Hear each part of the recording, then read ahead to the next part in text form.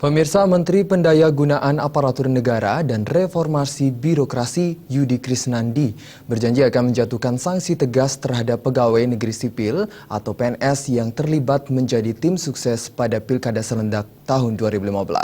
Menpan RB juga akan menerbitkan surat edaran tentang netralitas pegawai negeri sipil dan aparatur sipil negara dalam penyelenggaraan pemilu kepala daerah serentak.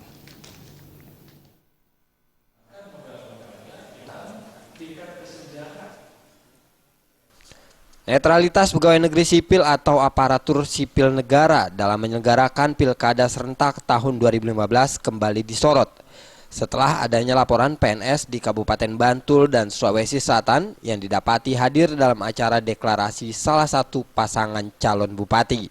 Untuk menjaga netralitas PNS dalam pilkada ini, Menteri Pemberdayagunaan Aparatur Negara dan Reformasi Birokrasi Yudi Krisnandi akan menerbitkan surat edaran tentang netralitas PNS dan aparatur sipil negara dalam penyelenggaraan pemilu kepala daerah.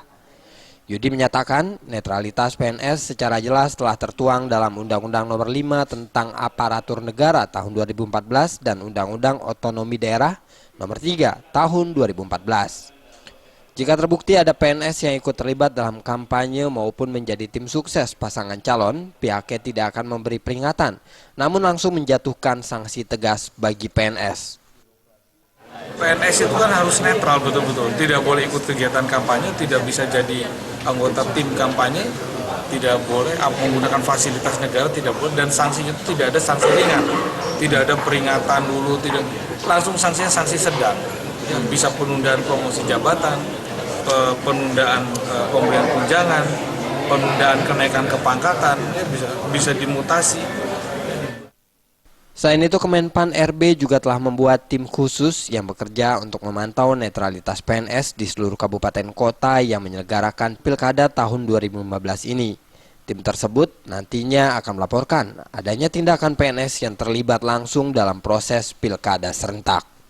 Dari Yogyakarta, Faujan Ahmad melaporkan.